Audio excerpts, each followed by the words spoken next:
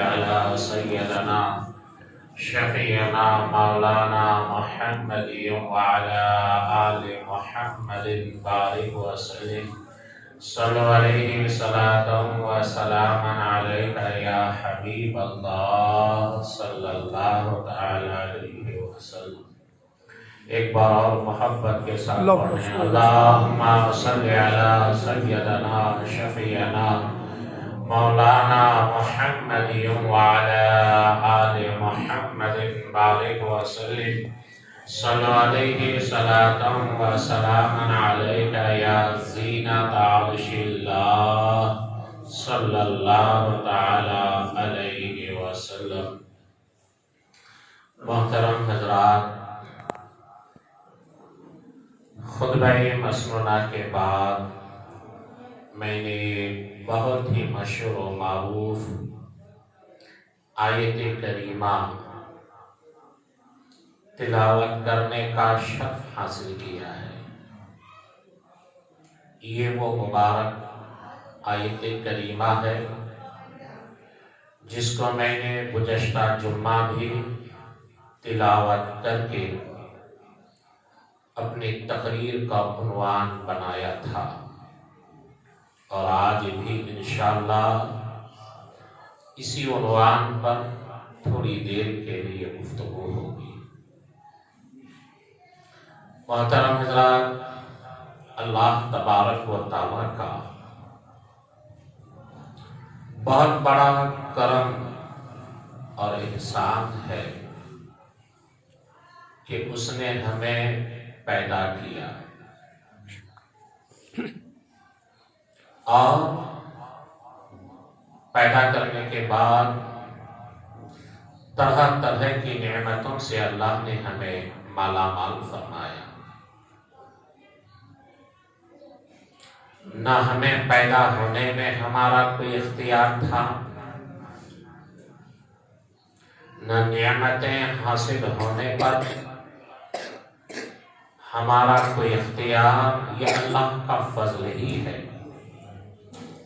کہ اللہ نے جس کو جس طرح چاہا عطا فرمایا۔ آپ خود دیکھیں کہ آپ کو اللہ نے جیسا چاہا اسی طرح آپ کی پیدائش ہے۔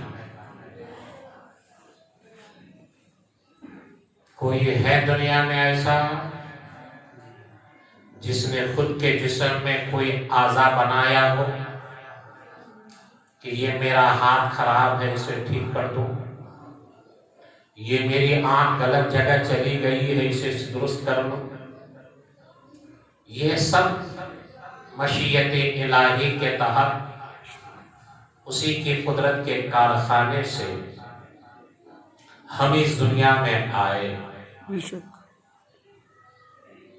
تو آنے میں نہ ہمارا کوئی اختیار تھا اور نہ ہی جانے میں ہمارا کوئی اختیار ہوگا۔ آنے میں جس طرح ہمارا کوئی ہاتھ نہیں، ایسے جانے میں بھی ہمارا کوئی اختیار نہیں ہے۔ آنا اور جانا یہ سب انہی کے اختیار میں ہے۔ سوچنے والی بات یہ ہے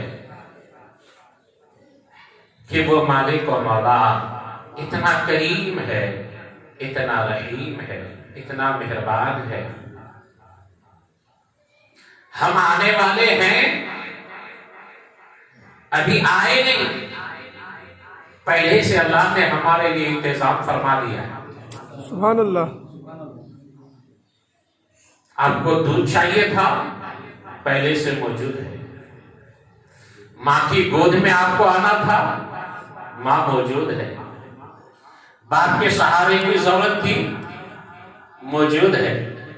کھانے پینے کے لیے جتنی چاہیے تھی وہ ساری چیزوں کا انتظام رب نے فرما دیا ہے۔ کس نے کیا وہ انتظام؟ اللہ ہی نے کیا ہے۔ بس دنیا میں آئے ہم، گویا ایک تیز رفتار گھوڑے پر ہم سوار ہیں، نہ اس کی باگ ہمارے ہاتھ میں ہے، نہ رکاب میں ہمارا پیر، بس ہم بیٹھے ہیں تیز رفتار گھوڑے پر، گھوڑا چل رہا ہے، بس ہمیں یہ سمجھ میں آتا ہے کہ رات آتی ہے اور دن جاتا ہے، دن آتا ہے رات چلی جاتی ہے، اس کے علاوہ ہمیں اور کچھ نظر نہیں آتا۔ اور پھر ایک وقت وہ آتا ہے کہ نہ زندگی رہتی ہے نہ زندگی والا، کتنے بھی جتن اور کوشش کر لیجیے آپ، کتنی بھی محنتیں مشقت جھیل لیجیے آپ، سوال ہی پیدا نہیں ہوتا کہ آپ موت سے مقابلہ کر کے کچھ دن اور جیئیں۔ ہو سکتا ہے؟ تو کتنے مجبور ہیں ہم انہی کی قدرت میں، کس قدر لاچار ہیں ہم۔ تو سوچنے والی بات یہ ہے کہ وہ پروردگار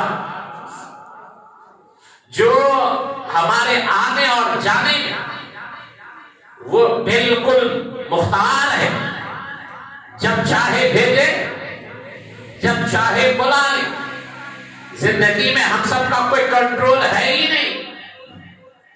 تو اب سوچنے والی بات جو ہے یہ ہے کہ جب ہمارا کچھ ہے ہی نہیں اس میں، تو ہم اس کے لیے کیوں اتنا مرتے ہیں؟ کیوں اتنا مرتے ہیں؟ چونکہ ہر کسی پر یہی جنون تو ہے نا، ہر کسی پر ہے۔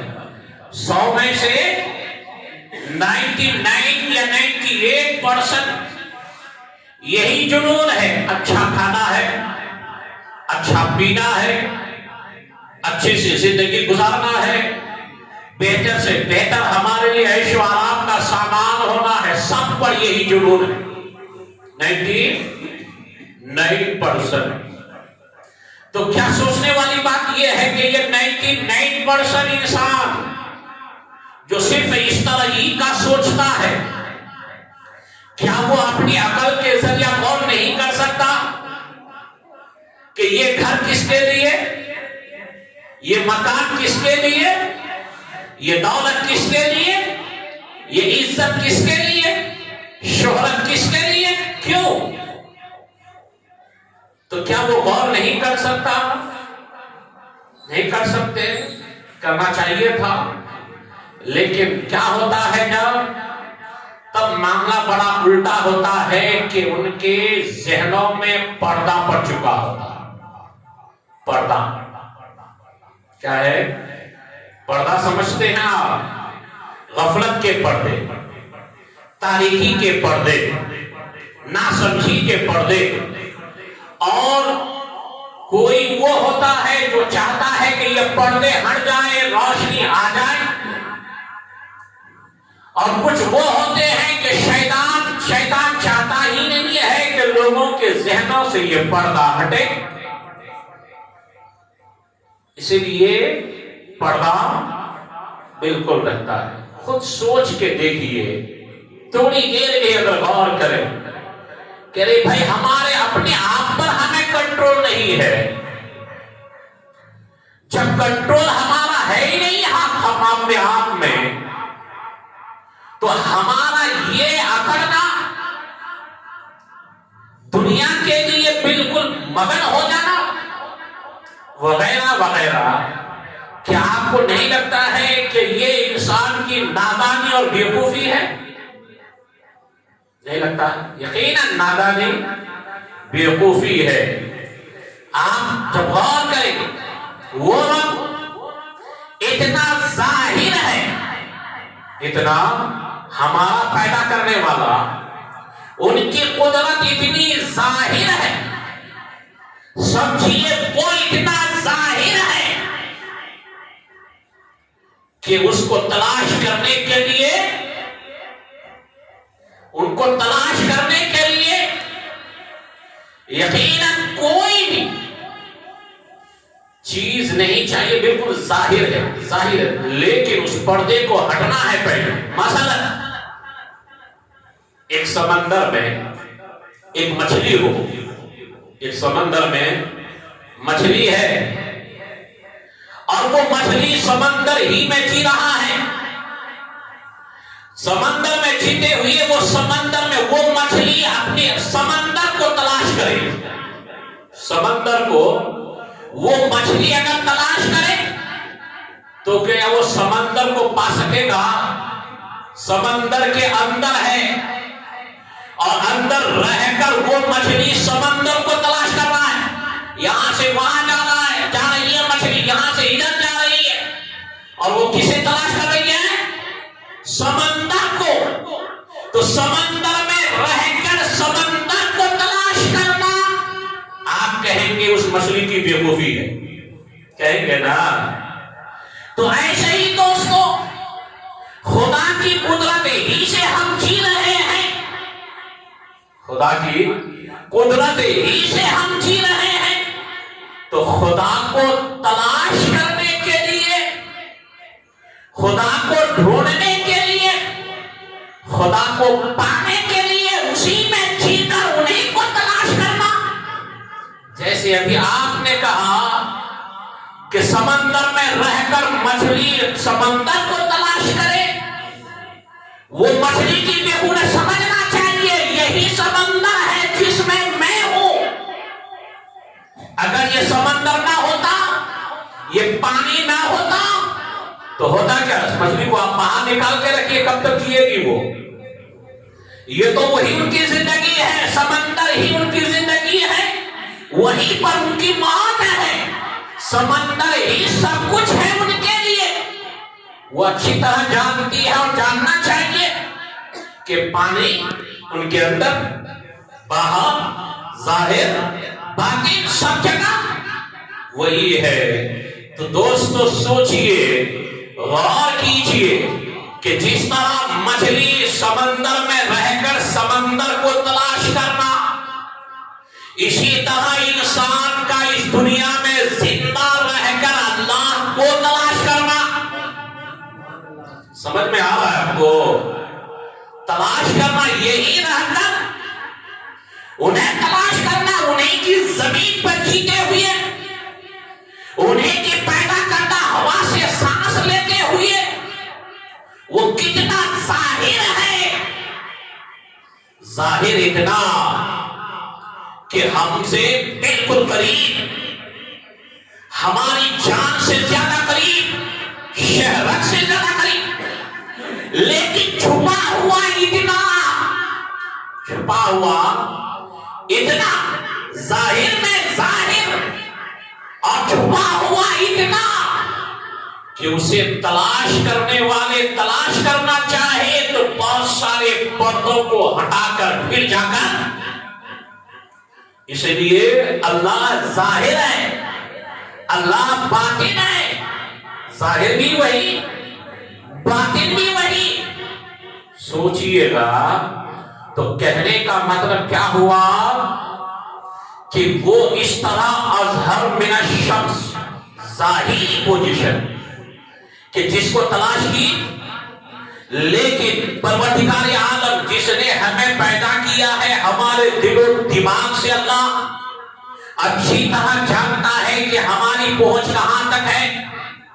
ہم میں سے ہر کوئی یہی چاہے گا کہ ہم اللہ تک پہنچ جائیں، ان کو پہچان لیں، ان کو سمجھ جائیں، ان کی معرفت حاصل ہو جائے۔ چونکہ ان کی معرفت حاصل ہو جانا گویا کہ کامیاب ہو گیا، ان کی معرفت حاصل ہو جانا ان کا دوست بن جانا ہے، ان کی معرفت حاصل کر لینا گویا کہ ان کی قدرت کو پا لینا ہے، ان کی یعنی سمجھ لیجیے کہ اگر آپ نے اسے پہچان لیا، انہیں دیکھ لیا، ان کے قریب میں آپ کو جگہ مل گئی تو مطلب کیا ہوا کہ آپ کامیاب ہو گئے، آپ کامیاب ہو گئے۔ تو ہم میں سے ہر کسی کی خواہش یہی رہتی ہے کہ مولا کوئی ایسا طریقہ بتا دے تو ہم سے بہت قریب ہے۔ یہ ہمارا ایمان ہے، ظاہر بھی ہے، لیکن ہماری آنکھ میں وہ روشنی نہیں ہے، ہمارے اندر بصارت کے ساتھ وہ بصیرت نہیں ہے کہ ہم تجھے پا سکے یا ڈھونڈ سکے یا تلاش کر سکے تو ظاہر ہے لیکن پردے میں ہے اللہ وہ چیز دکھا دے یا وہ راستہ بتا دے یا وہ طریقہ دکھا دے جس کے ذریعے سے اے اللہ ہم تجھ تک پہنچ جائیں ہے نا.